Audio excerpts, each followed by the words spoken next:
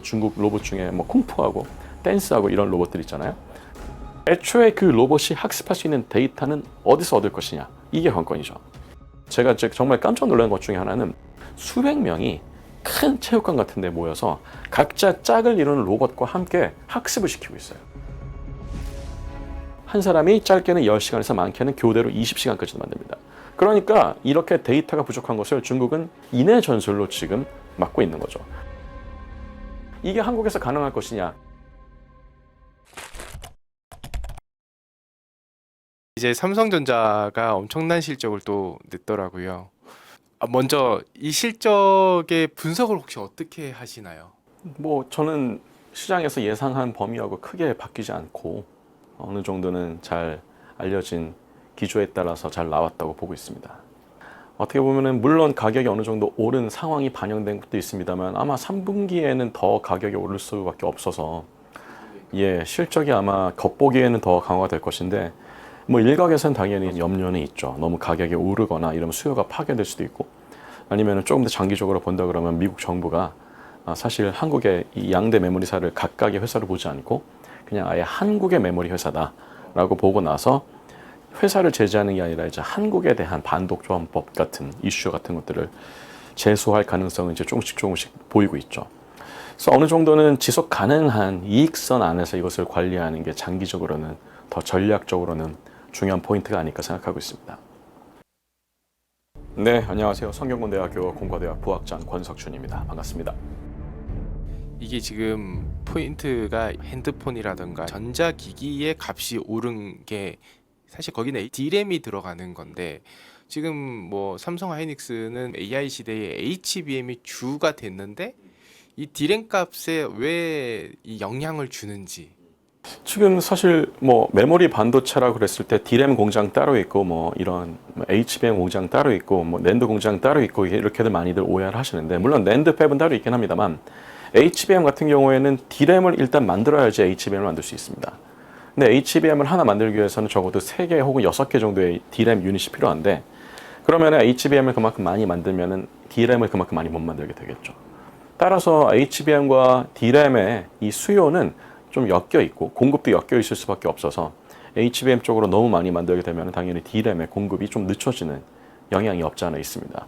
또 하나가 D램을 다들 일반 PC나 아니면 이런 가전제품, 뭐 스마트폰이나 이런 쪽에 들어가는 것도 많이 생각을 하셨는데 AI 데이터 센터에서도 D램 자체를 굉장히 많이 필요로 합니다. HBM 말고도 네, GPU에 들어가는 HBM 말고도 D램 자체도 굉장히 많이 필요할 수밖에 없고 특히나 요즘에는 전력을 너무 많이 잡아먹는다 그래서 LPDDR 같은 수요도 굉장히 많이 늘어나고 있습니다. 앞에서 말하는 이 LP라는 것은 로어 파워라는 뜻이거든요. 전력을 좀 상대적으로 덜 먹는. 그런데 이게 원래는 뭐 이런 스마트폰이나 뭐 이런 아이패드 같은 스마트 기기에 원래는 전용으로 만들어진 칩이었죠. 왜냐하면 커넥터는 배터리로 작동을 해야 되니까.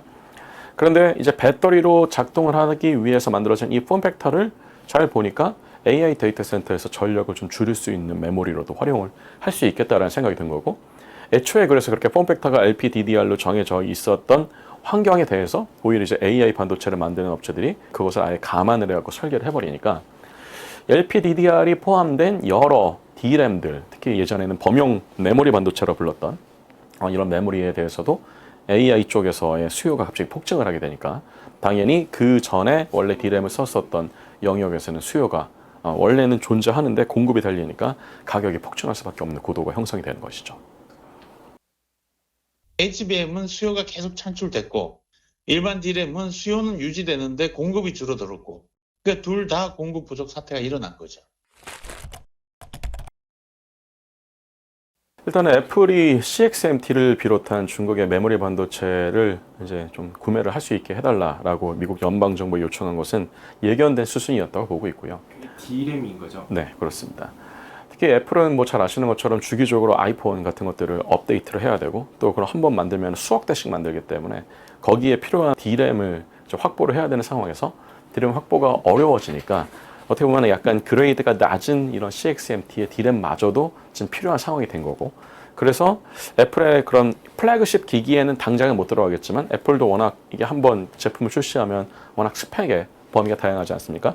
그래서 약간 하위 스펙의 기종 쪽에다가 일단은 이런 중국산 메모리를 집어넣고 상위 스펙 쪽은 자기네들이 장기적으로 마련한 물량으로 일단 버티다가 메모리 이 수급 상황을 보면서 좀 그때까지의 시간을 벌려고 하는 용도로 보입니다. 물론 미국 정부가 이것을 허용해 줄지는 잘 모르겠고 아직 불확실하고 지금 같아서는 아마 허용이 좀 안 될 가능성이 높은데 물론 이제 애플을 비롯해서 좀 미국의 이런 IT 업체들이 너무 메모리 수급 때문에 비즈니스 자체가 어렵다라고 자꾸 이렇게 로비가 들어오면 미국 정부도 조금씩은 열어주지 않을까. 가격이 좀 부담스러워서 고민이 많이 됩니다. 맥북보다는 그냥 국내 쪽으로 바꿀까도 고민 중에 있어요. 관건은 오히려 이제 미국이 사겠다고 했을 때 중국이 팔 것이냐라고 얘기했죠. 중국도 지금 사실 메모리가 남아도는 상황은 아니고 중국에서도 메모리는 늘 지금 부족한 상황이고 CXMT의 이 캐파가 중국 내부에서의 수요를 다 감당하기에도 사실은 좀 모자란 상황이어서 사실은 뭐 이 두 나라 사이에 메모리 딜이 있을 것인지는 지금으로서는 좀 불확실하고요. 교수님께서 얼마 전에 중국을 직접 다녀오셨잖아요. 어디에 다녀오셨는지, 그리고 이번 방문에서 가장 크게 느끼신 변화는 무엇이었는지 궁금합니다. 제가 한 2주 전쯤에 중국의 상하이를 다녀왔고요. 상하이에서 주로 중국이 얘기하는 딥테크 업체들을 좀 다녀왔습니다. 첫 번째로는 화웨이, 상하이 R&D 센터를 다녀왔는데 화웨이 R&D 센터가 한 20만 평 정도 되는 것 같아요. 굉장히 큰 센터고요. 거의 웬만한 대학 합친 것보다 크고 거기에는 반도체, 뭐 AI, 뭐 에너지, 뭐 그리고 AX라 그래서 요새 피지컬 AI하고도 연결이 되는 그런 영역에 이르기까지 굉장히 다양한 연구를 하는 R&D 인력이 한 3만 명 정도 재직을 하고 있습니다. 이게 작년에까지만 해도 2만 명 정도였다가 불과 1년 만에 지금 1만 명이 더 늘어난 거고 또 하나 이제 특기할 만한 점은 이 화웨이가 중국의 삼성전자라 불리고 있는데 화웨이가 지금 건드리지 않는 사업이 없어요. 원래 시작은 통신 장비에서부터 시작을 했고 최근에는 뭐 스마트폰으로도 진출했다가 이제는 갑자기 반도체 쪽으로 진출을 하고 갑자기 또 AI 모델을 만들었다가 이제는 아예 AI 데이터 센터 자체를 아예 자기들이 만들고 또 방문했었던 회사 중에 하나는 에지봇이라는 회사가 있었습니다. 그 중국 로봇 중에 뭐 쿵푸하고 댄스하고 이런 로봇들 있잖아요. 그런 휴머노이드 로봇을 만드는 중국의 대표적인 딥테크 업체 중에 하나인데 정말 깜짝 놀란 것 중에 하나는 로봇도 결국 인공지능이 요새 굉장히 중요한 화두지 않습니까? 특히 휴머노이드 로봇 같은 경우는 그야말로 사람의 동작과 또 사람의 이 환경이 원래 사람이 환경과 어떻게 상호작용했는지도 거의 흉내를 내서 그야말로 작업 현장에 투입될 수 있게끔 최적화하는 수준까지 가고 있는 게 휴머노이드 로봇으로 보이는데 사실 휴머노이드 로봇과 산업용 로봇의 가장 큰 차이점이라고 한다 그러면 바로 이 인간의 동작, 인간의 사고 방식, 인간의 환경과 상호작용하는 방식 같은 것들을 흉내를 내기 위해서 굉장히 많은 데이터가 필요하다는 겁니다. 그리고 그 데이터를 이런 로봇 전용의 AI 모델로 학습을 시켜서 로봇이 더 효율적으로 일을 할 수 있게끔 만드는데 그럼 애초에 그 로봇이 학습할 수 있는 데이터는 어디서 얻을 것이냐? 이게 관건이죠. 우리가 지금 보고 있는 이런 뭐 오픈 AI의 챗GPT나 앤트로픽의 뭐 클로드 같은 것들은 사실 AI 파운데이션 모델이라고는 하나 이들을 학습했던 데이터는 거의 99.9%다 텍스트 데이터입니다. 온라인에 널려 있는 텍스트 데이터들, 뭐 신문 기사나 소설이나 블로그에 올라와 있는 글이나 SNS에 올라와 있는 글이나 뭐 물론 이제 일부 이미지나 영상 같은 것도 학습을 하긴 합니다만 어쨌든 이렇게 모델이 급속도로 스케일링 업을 해서 발전할 수 있었던 가장 큰 원동력은 텍스트 데이터였잖아요.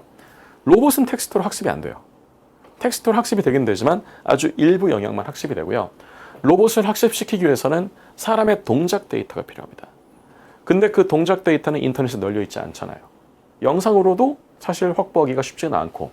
그런데 제가 에지볼에서 와서 깜짝 놀란 것은 뭐냐면 굉장히 젊은 인턴들이 수백 명이 큰 체육관 같은 데 모여서 각자 짝을 이루는 로봇과 함께 학습을 시키고 있어요. 진짜요? 뭔가 이제 웨어러블 기기를 놓고 가장 간단한 작업부터 합니다. 차를 많이 마시니까 차 뚜껑을 열고 찻잎을 이렇게 수저로 푼 다음에 컵에다 집어넣고 뜨거운 물을 끓이고 뜨거운 물을 다시 여기에 집어넣고 이 모든 동작들을 굉장히 천천히 로봇이 인식할 수 있게끔 그리고 모든 데이터를 영상으로 기록하고 모든 센서 데이터를 그 시간에 정확하게 프레임에 맞춰서 동일하게 병렬적으로 하나의 패키지로 만듭니다. 이런 데이터를 하루에 한 사람이 짧게는 10시간에서 많게는 교대로 20시간까지도 만듭니다. 그런 사람들이 그 공장 하나에만 300명, 400명이 있고 그런 공장이 중국 전역에 10군데가 넘게 있어요.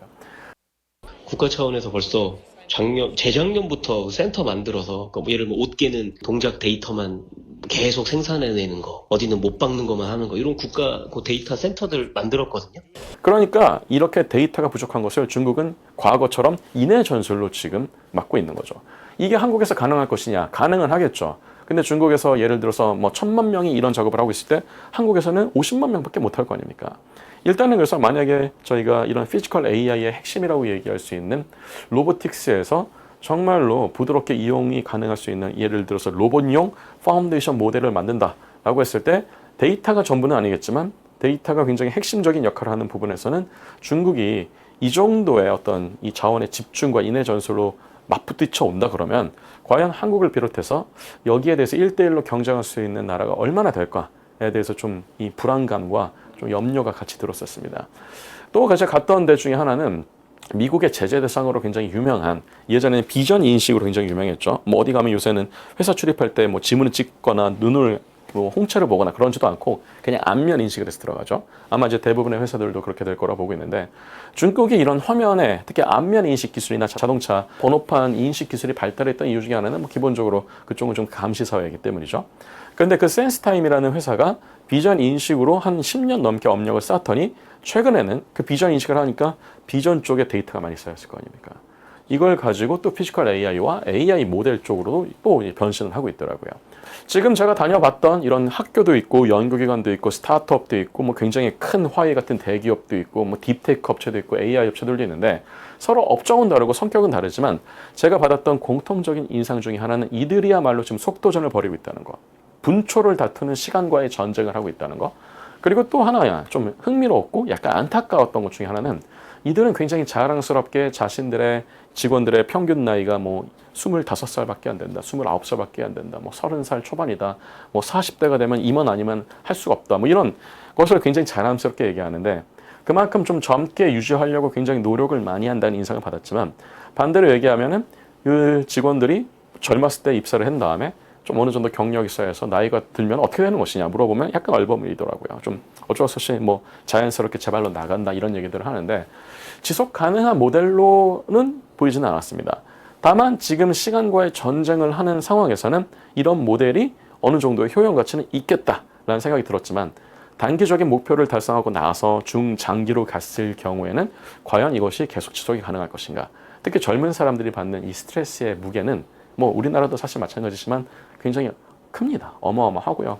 경쟁의 이런 압박의 강도, 살아남아야 한다는 이런 압박감, 뭐 월화수목금금금 뭐 그냥 진짜 주 뭐 52시간도 아니고 몇십 시간을 더 일해야만 버틸 수 있는 그런 것들은 좀 어떻게 보면은 이 목적 달성에 대해서는 장기적인 지속 가능성은 보장이 되지 않는 방식이었다라는 생각이 들었습니다.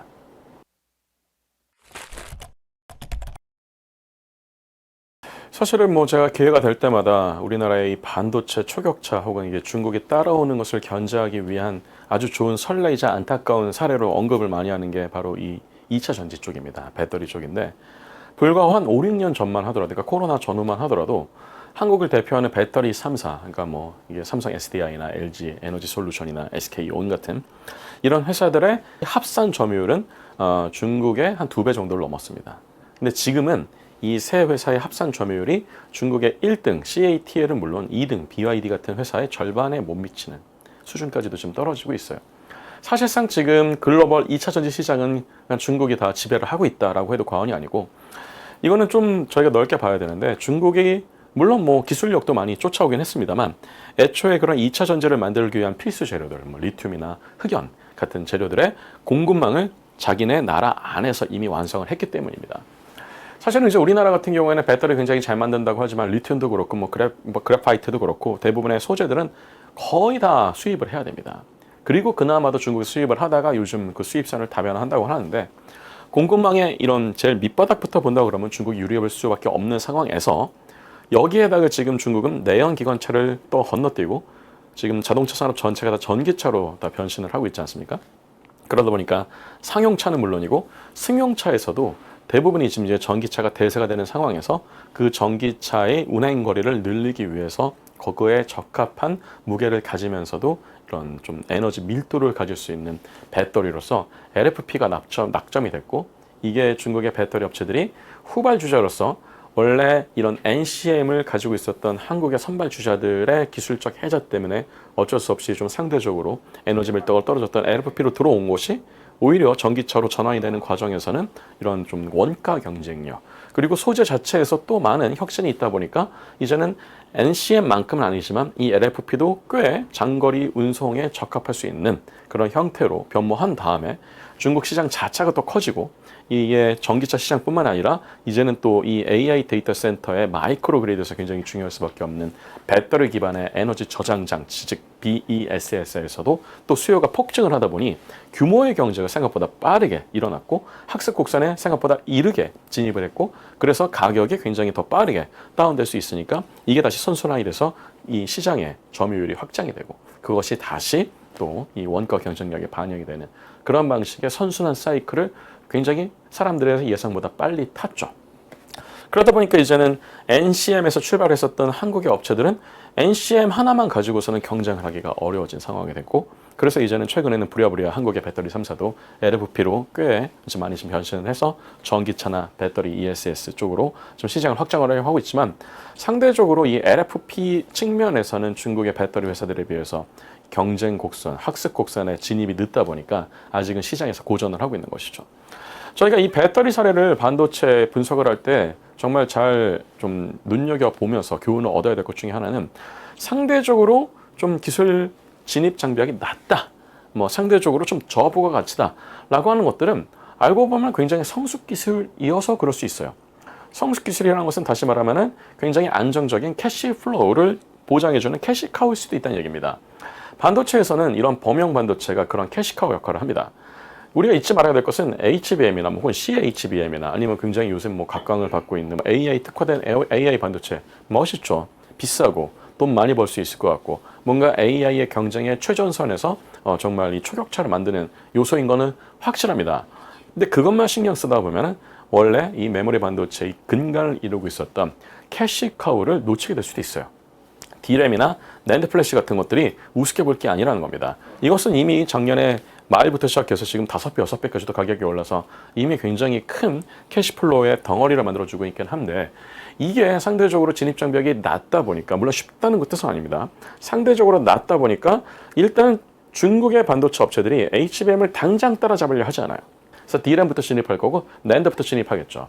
그래서 YMTC 같은 업체들은 이미 낸드 쪽에 대해서는 한국 업체들하고 기술 격차를 거의 좀 줄인 상황이고, CXMT는 아직은 삼성전자나 하이닉스에 비해서는 D램에서는 아직은 세대 격차로 본다면 적어도 2, 3세대 격차가 나는 것은 사실이지만, 아까도 뭐 우리 애플 케이스에서 봤던 것처럼 약간 이전 세대 D램이라 하더라도 지금 품귀 현상이기 때문에 여기에서 CXMT가 이렇게 좀 다양한 공급선을 확보하고 수요를 많이 확보하고, 이것을 가지고 뭐 요즘 또 이제 좀 있으면 IPO도 하고 자본을 조달해갖고 팹을 늘리고 여기서 돈을 벌고, 이걸 가지고 또 다시 학습 곡선에 이르게 타고 원가 경쟁력을 갖고 시장 점유율을 늘려나가면 이게 몇 년 후에는 HBM으로 넘어올 수 있어요.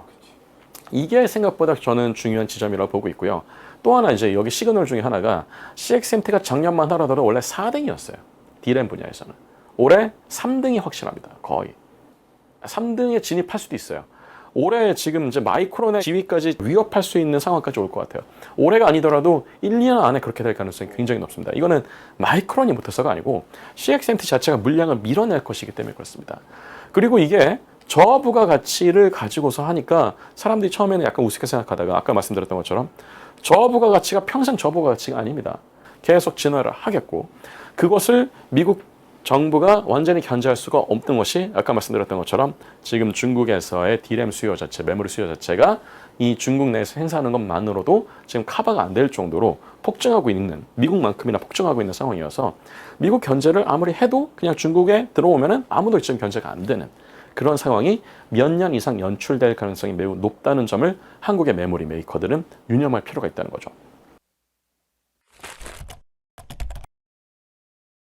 그러면 이제 다들 얘기하는 게 뭐 초격차를 더 벌려야 되지 않느냐, 범용 반도체를 더 잘 만들어야 되지 않느냐, 이런 얘기들을 말씀을 많이 하시고, 대통령실의 이런 3대 메가 프로젝트도 어떻게 보면 그런 초격차의 일환이라고도 볼 수 있는데요. 사실은 이제 지금 저희가 얘기하고 있는 이런 메가 프로젝트의 상당수는 좀 증산을 많이 하겠다 쪽에 무게중심이 쏠려 있어요. 즉 양대량으로 지금 가는 건데요. 사실 초격차로 갈 때는 양적인 경쟁도 중요하지만 질적인 경쟁도 굉장히 중요합니다. 그래서 이제 뭐 조만간 또 대통령실이나 정부에서 여러 업데이트가 된 계획을 발표할 거로 보고 있습니다만, 지금은 어떤 양적인 확장 계획의 메가 프로젝트에 수평의 축이 맞춰져 있었다면, 그 다음으로는 수직의 축에 대해서도 프로젝트들이 나와줘야 됩니다. 정부에서도 그렇고 그리고 업계에서도 그렇습니다. 그러면 이제 수직으로 나가는 축은 뭐냐면, 지금 뭐지 메모리에서는 HBM 아니면 범용만 있는 것처럼 보이잖아요. AI의 이 수요가 이제는 양적인 측면 아니라 질적인 측면으로 더 다변화될 겁니다. 제가 뭐 교양이를 부탁해 나와서도 몇 번 말씀을 드렸던 것 같은데, 결국은 메모리 파운드리라는 개념이 나올 수밖에 없는 세월로 흘러가고 있고요. 시대가 그렇게 바뀌고 있고, AI 하이퍼스케일러들, 모델을 개발하는 이런 업체들도 자체적인 칩을 만들고 그 칩에 적합한 메모리를 이제는 더 커스터마이즈 해달라고 요구를 더 많이 할 겁니다. 여기에서 격차를 벌려야 되죠. 이게 겉보기로는 메모리 메이커들에게는 굉장히 큰 난관이자 챌린지가 되겠지만, 이 챌린지를 극복하면 그거 자체가 큰 뜀틀이 될 겁니다. 그리고 그 뜀틀은 당분간 또 한국 업체들로 하여금 중국을 포함한 후발 주체들이 쫓아오지 못하게끔 벌릴 수 있는 시간을 벌어줄 겁니다. 시간을 벌어줄 뿐 영구적인 장치가 되지는 않습니다. 메모리 쪽을 포함해서 반도체는 끊임없이 경쟁을 할 수밖에 없어요. 후발 주체들은 끊임없이 쫓아올 수밖에 없고, 이게 어떤 새로운 혁신, 새로운 디스럽션으로 무엇이 바뀔지 몰라요. 특히 반도체 업계가 공통적으로 당면한 문제들, 예를 들어서 이제 앞으로 한 10년, 20년 정도 안에 기술적으로, 물리적으로 트랜지스터 사이즈를 줄이는 게 어려워진다. 그리고 금속 배선 공정을 3차원에서 하는 것도 어려워진다. 이런 문제가 나오면 이제는 기술적 진보가 막힐 수도 있다는 거죠. 그쯤 되면은 선도 업체들은 거기서 머물러야 되는데 후발 주체들이 쫓아올 거 아닙니까? 그러면 격차는 또 좁혀지기 마련이죠. 그런 상황에서 어떻게 또 그 다음 세대로 완전히 새로운 개념으로 갈 것이냐, 아니면 지금 우리가 알고 있는 기술적인 문제를 해결할 수 있는 또 근본적인 새로운 소재를 만들 것이냐, 이런 것들로 좀 더 중장기적인 초격차의 이런 징검다리들이 마련이 되어야 된다는 거죠. 이게 어떻게 보면은 한국 업체들뿐만 아니라 정부 차원에서도 앞으로 더 이런 좀 중장기적인 R&D 전략을 세울 때 있어서 수평적인 확장만큼이나 수직적인 사다리를 미리 마련해 놓는 이런 전략이 필요한 이유가 되기도 합니다. D램 안에서도 양적인 싸움을 무작정 하기보다는 이 수직 계열로 좀 더 맞춤화된 D램을 우리가 좀 집중해야 되는 거 아니냐라는 말씀이신 거죠. 네, 수직 계열화된 것도 뭐 그런 뜻이고요. 결국 AI 산업으로 지금 대부분의 돈이 쏠리고 있고, 또 이 돈이 결국은 이 메모리 슈퍼사이클을 만들어내는 원동력이 되고 있기 때문에, 결국은 돈줄을 쥔 속칭 그냥 이 쩐주들의 요구를 우리는 맞춰줄 수밖에 없는 거죠. 뭐 이게 억울하면 그냥 메모리 반도체 업체들이 아예 AI 칩을 스스로 만들어 버리면 됩니다. 저는 그렇게 되는 것도 나쁘지 않은 옵션이라고 보고 있고요. 다만 아직까지는 이 하이퍼스케일러들이 주도하고 있는 AI 모델, AI 반도체, AX로의 전환, 이런 것들에 대해서는 일단은 파트너로서 위치를 확고하게 만드는 것은 중요하고, 그래서 우리가 그동안 익숙했었던 메모리 반도체의 수직 계열화 구조, 예를 들어서 맨 앞에는 뭐 SRAM, 그 다음에는 뭐 이 HBM, 그 다음엔 DRAM, 그 다음에 뭐 ESSD 같은 전통적인 수직 계열화 구조도 굉장히 복잡해질 것이라는 것에 대해서 이 시대적인 변화에 대해서 대비가 되어야 됩니다. 그리고 여기에는 어떤 이제 표준화된 범용 반도체 이런 개념이 점점 희미해질 거고요. 점점 커스터마이즈, 그리고 점점 맞춤형, 그리고 이제 점점 다품종 소량 생산에 가까운 방식으로 메모리 생산이 복잡해질 가능성이 있어요.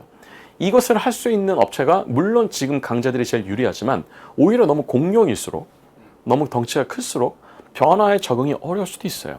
그러니까 사실 하이닉스나 삼성은 이미 좀 이제 국내 기업이라고 보기에는 너무 덩치가 커졌고 그야말로 글로벌 탑 스케일의 회사들이 됐는데, 그만큼 기술력도 그렇고 생산 능력도 깊어지고 대단해진 회사는 맞는데, 새로운 변화의 압력이 있을 때 그만큼 빠르게 기민하게 변할 수 있을 것이냐, 좀 변신을 할 수 있을 것이냐, 이런 능력에 대해서 그야말로 애자일 할 수 있는 것이냐, 이것은 좀 따져봐야 됩니다. 스스로 점검도 해봐야 되고요. 그래서 끊임없이 사내에서 이런 스피노프 조직들을 자꾸 만들고 좀 그야말로 좀 모험을 할 수 있는 기술 개발을 할 수 있는 쪽에 투자를 더 많이 할 필요가 있겠죠. 오늘 교양인을 부탁해는 여기까지입니다. 감사합니다.